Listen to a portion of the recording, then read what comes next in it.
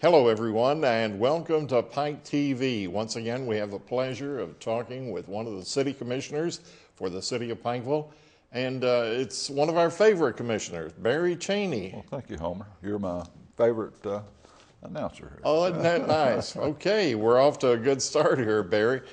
Talking about the city of Pikeville and its business, and we're talking about other subjects today, such as what's happening in the legislature. But first, let's go on a personal note for a moment and reflect on the passing of one of the pioneers in the city of Pikeville, the father of Mayor Frankie Justice.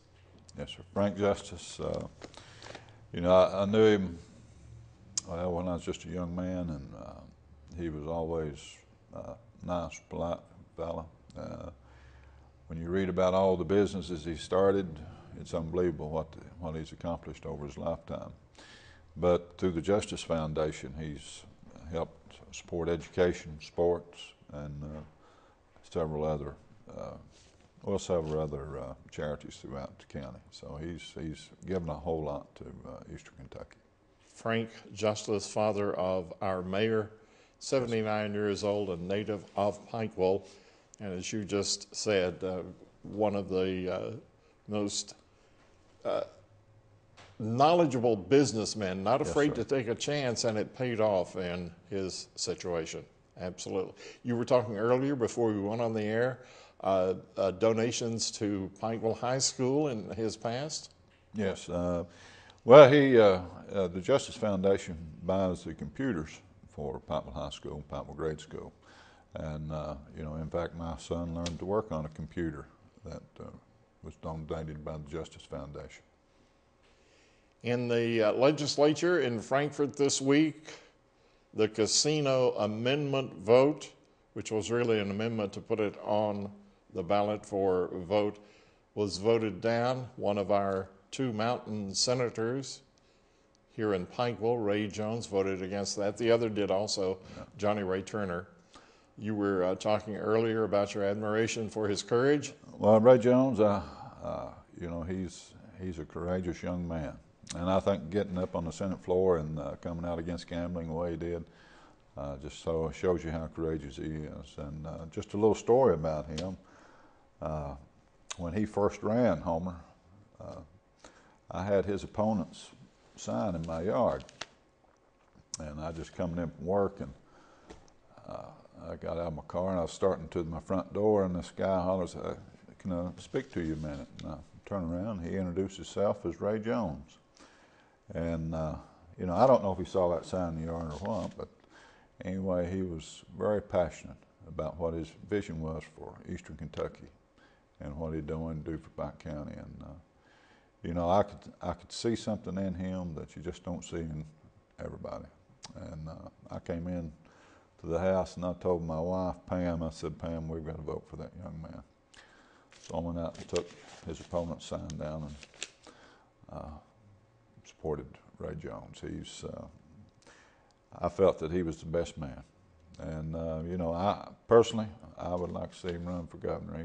He's intelligent enough. He understands the issues enough. I think he would do very well as a governor of Kentucky. Well, I'm pretty sure an endorsement from you wouldn't hurt his chances anyway. Well, I don't know how good that endorsement would be, but, I would support him 100% in that and be willing to do all I could. As you said, he was courageous getting up on the Senate floor and taking that opposing view to the amendment. I know I talked to a lot of people in our area, and they were totally surprised at the amendment being defeated, because essentially it dealt with the ability of the people to decide, and it was kind of taken out of their hands in a way. Well, in a way, this is a sticky issue.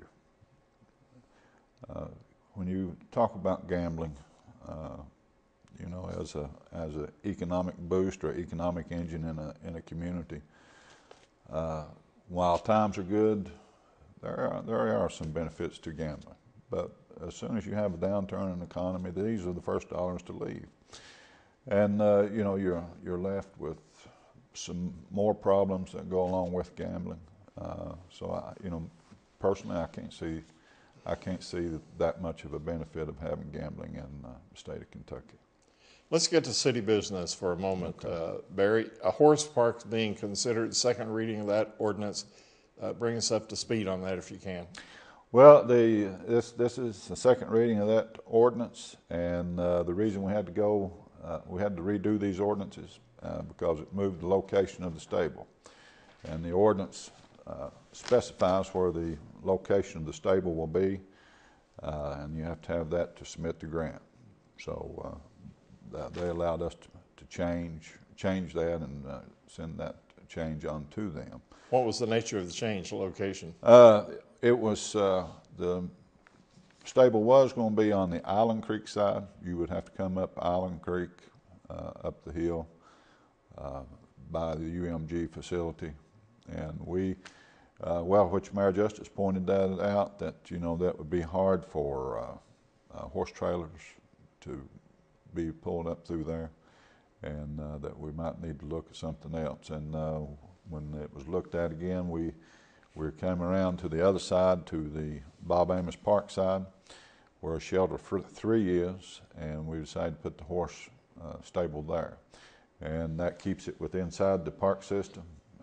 It's close proximity to the special needs park, which, special needs people can ride those horses up there. There's going to be ramps. There'll be a ramp where they can get on at the beginning, and then there'll be 2 more ramps throughout the trail in case there's a situation that they need to dismount. Refresh us on the funding for that situation. Well, now the funding, which I went to Frankfort last week and received a $100,000 check for that. That was presented to us by Mrs. Bashir, and she's looking forward. She told me she was looking forward to coming up and riding the trail with us. But the thing about this grant, Homer, this is $1.8 million given by the federal government to the Kentucky Transportation System. And that money was allocated out to 38 different entities. Out of the 420 cities, 120 counties, only 38 entities got that money. And it was a combination of cities and counties. And the city of Pikeville was only one of 5 cities to receive $100,000.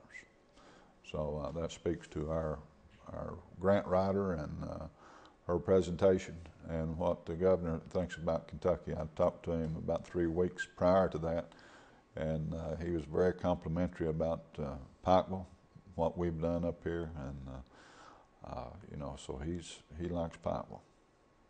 Just finished talking to him, by the way. This program is being recorded on the last day of February 29th. Yep.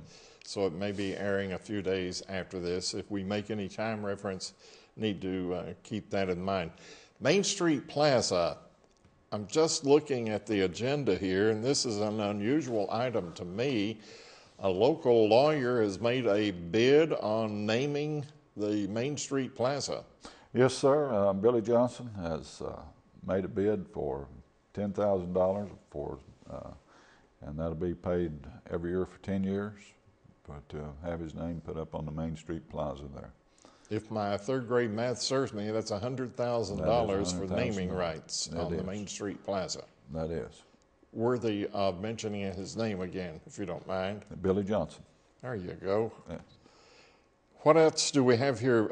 Endowment for Our Town program. There's a couple of $100,000 figures here, Barry.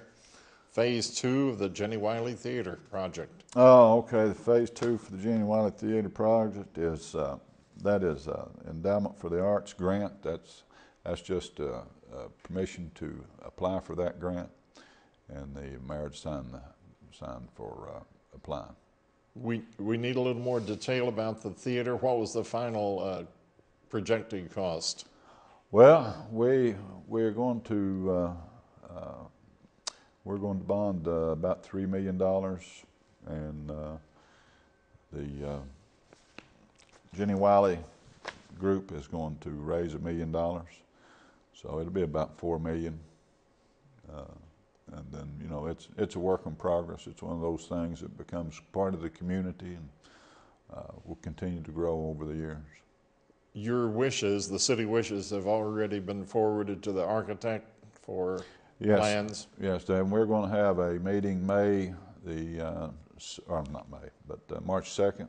We will have another meeting March 2nd to look at those drawings and finalize a plan. I'm looking here at an item that I thought the subject was already behind us several years ago. Flood control matching grant for $130,000. What's that about? Well, now that's... We're not under threat again, are we? Oh, no. That will be an additional grant money that we will be able to apply to down here at Cassidy, where the Cassidy Bridge is, where that is washing out there. We've got $100,000 coming. This would be another $130,000 that we will be able to put on top of that to save the city some money. The Cassidy Bridge, are you talking about the one at Joe's Creek? No, going over into Walmart and all that over there. The Cassidy Bridge, okay. Cassidy Boulevard. You've noticed out how of that's the Buckley Creek, straight across. Yeah, Buckley Creek came out and made a kind of a little peninsula there, and it shifted the current over into the bank.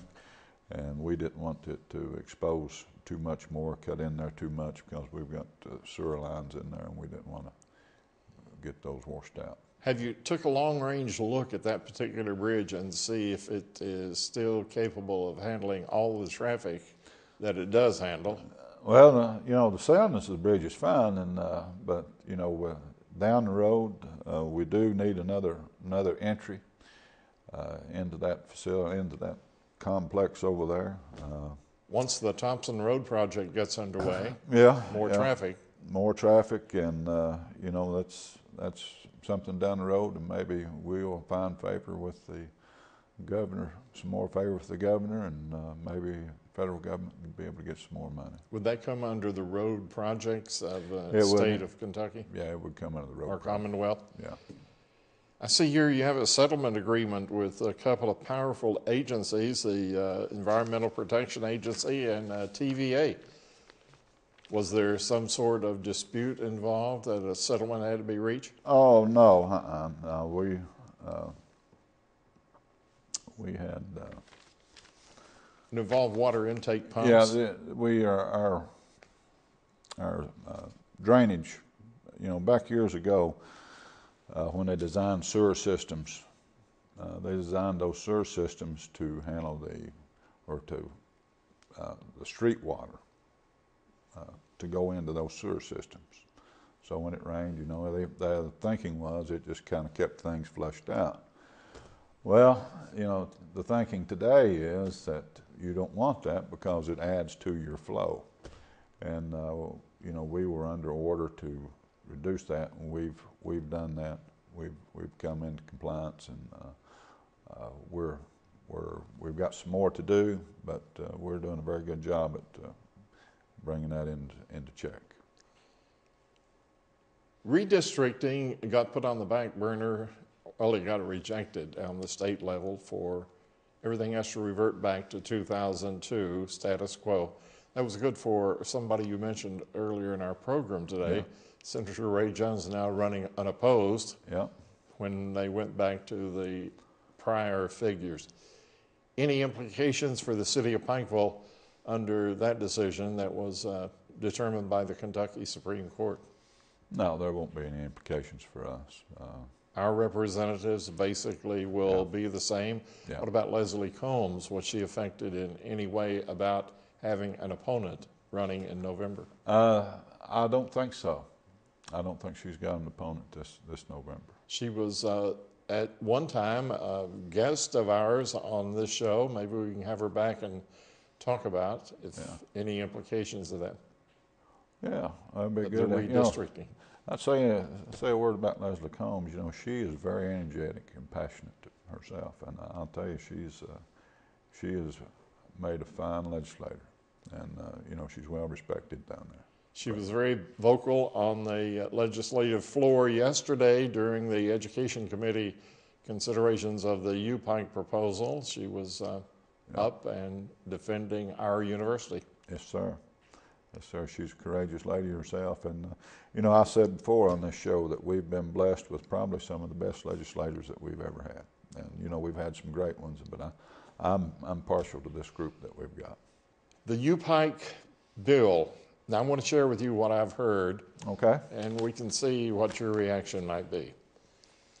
The general consensus of the people that I've talked to, and this is by no means scientific, is that the U-Pike bill will not make it out of committee. It will not reach the floor. Well, there's a good chance of that, Homer. There's a lot of people against it. It really kind of surprised me how many people did come out against it. But you know, when you've got something this good, something that means that much to Eastern Kentucky, that's something we're just going to have to fight for. And you know, our people, we're in the Morehead service zone up here. And our people, Eastern Kentuckians, when we get a scholarship, we don't get a scholarship to the flagship University of Kentucky. Our children don't get those scholarships down there. Our scholarships go to Morehead. And you know, the thing about Morehead, what are they known for? What one academic or technology department are they known for? If you're asking me, I hope that's rhetorical because I don't know how to answer that one. But you know, and the answer is they're not. No, there's not a specialty. But University of Kentucky got the med school, the law school is second to none. You know, and the list goes on and on. But our students are denied those scholarships to the University of Kentucky. We have to go, our scholarships go to Morehead State University. And we're being underserved up here. And I get a little hot when I get talking about this, but we are being underserved. A little hot makes a good program. Okay. But you know, 10% of our students up here have a four-year degree. Central Kentucky has a 20% rate. And if you look at their students, you know, their students have the pick of 4 state-supported universities that they can go to and that they don't have to leave their home for. Our students, if they go to a state-supported university, they have to pack their bags, they have to leave home, and they have to go stay. You know, University of Pike will become a state-supported university. We'll give so many kids that opportunity to stay home and have affordable education, good education. And I'll tell you right now, if after 4 years of being a state-supported university, University of Pikeville will be known academically for 2 or 3 good departments: nursing, medical school, and technology. I bet you. Not necessarily academic, but also athletically. We're the defending national champions. Well, we on that front. We are, and you know that is, and you know, athletics are important, and I support that. But you know, the education part of that's what we need. You know, we need education. We need that university up here to be a public university.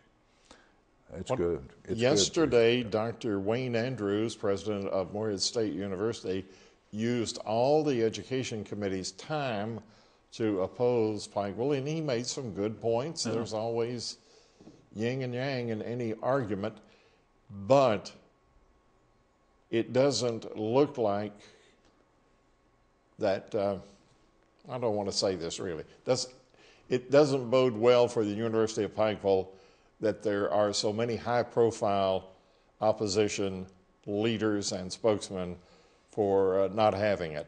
The possibility is it will come up again in a different session. Oh, it will, Homer. And, if it gets defeated. It's not defeated yet. I'm being a little bit negative here. Yeah. Well, yeah, but you know, I'm like you. Let's wait and see what happens.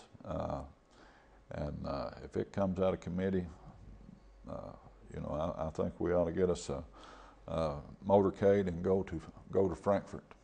And but I want you to think a minute. Morehead has had that university down there for what, 40, 50 years or longer, and they have done nothing with it. You give the city of Pikeville that opportunity and see what we do with it. You make a strong point. You had a work session with other city commissioners. Was that last night? Last night being the Monday night. 27th, not Yeah. the 28th, 27th. Yeah. What came out of that you can share with us? Well, we talked about our flow rate on our sewage system, and one of the things that we noticed was, well, we had before I get into that, I'm terrible about backing up, but before I get into that, we received a chart of different prices of sewage throughout the state. The 246 sewage systems that operate in the state of Kentucky, our price is 26th from the bottom. We charge $20 a month for 5,000 gallon juice, and Dry Ridge charges $92, and our sister city down here in Floyd County, Prestonsburg, charges $42 a month for 5,000 gallons. So we've kept those rates low for the past 10 years anyway. There's only been one slight increase, and to keep those rates at $20 for 5,000 gallons for 10 years is phenomenal. But the other thing that kind of surprised me is through your sewer flow, you can also track growth. And what was discovered in this study was that existing businesses, because of their reinvestment into those businesses, actually is what's causing the growth in our flow of sewage.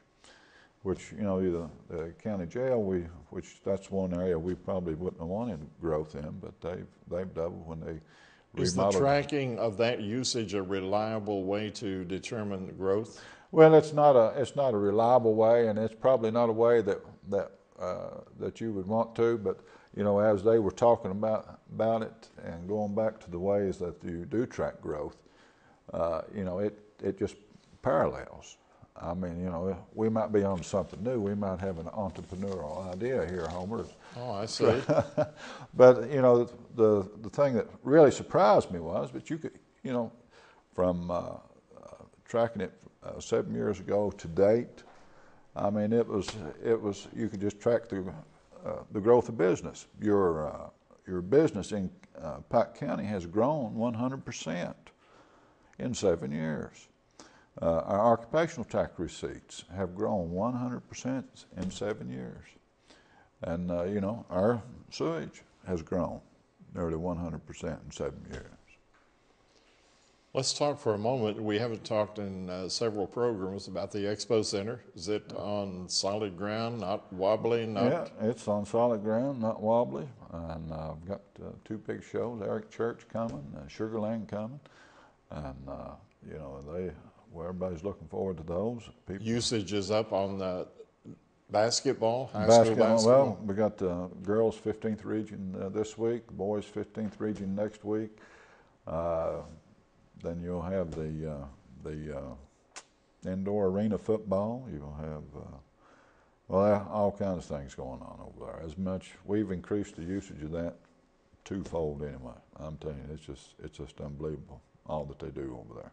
There is a suggestion in your agenda to cancel or to request to cancel the next meeting. We're going to cancel that next meeting. I think what was April 9th? Yeah, no, it'll be March 2nd, isn't it? No, not March 2nd. What is it? Next meeting, March 12th, I think it is. We'll be canceling that meeting.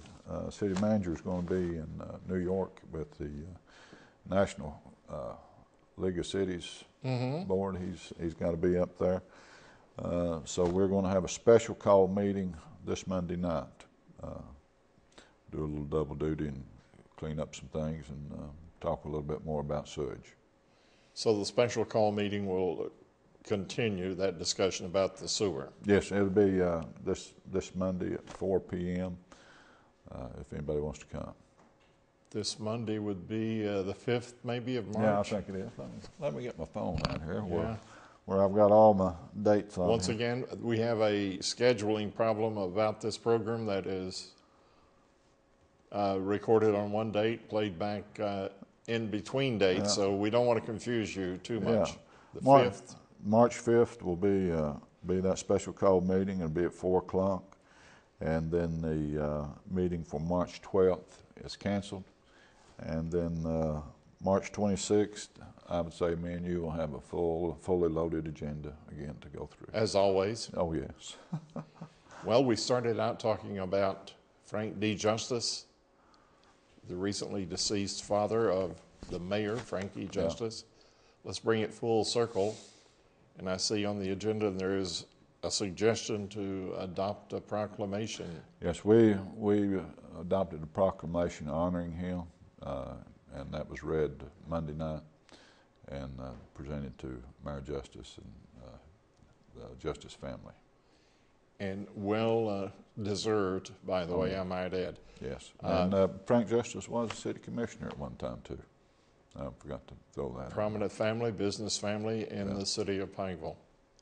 All right, Barry, anything else you want to talk about? We have a few minutes remaining. Well, I'll tell you, there's always something to talk about, especially all this we've got going on. I'm trying to goad you into telling us something you shouldn't. Something in the future. Well, you know, Homer, Get you in trouble if I can. oh no, nobody get me into nobody do anything to me. But you know, we've worked really hard, and I think that if you want to be progressive, you've got to have people that want to be progressive. And you know, Gene Davis, Dallas Lane, Jimmy Carter, myself, Frankie Justice. I think you found a willing group. Oh yeah. Each one of us want to be progressive, and each one of us brings something to the table. You know, Frankie Justice's leadership abilities, Jimmy Carter, eye for detail. Nothing gets by Jimmy Carter. Gene Davis has got a historical perspective on about any issue you bring up. You know, you can understand the history of it. And Dallas Lane, the banker, always insisted on physical Responsibility. Physical responsibility. And me, I'm just a guy that I still work and put my boots on every day. I like to see things get done. Seems like the years mesh very well in the city government, and that's all to the benefit of those of us who live in the city. Yes, it is. When you know, I think if people look back just the past 2 years at the progress that's been made, it's just unbelievable. We have a 7.8% unemployment rate here in Pikeville, which is the lowest in the state. There's no other rural community in the nation that has a 7.8 unemployment rate right now. So we're done very well. And like I said, our city has grown by 1/3 in land mass since we've been in office. And so, You're such a nice person, Barry. I hate to cut you off. well, But it's not me, it's the clock. well, that's maybe we'll do an hour-long program next time. We'll try, we'll see.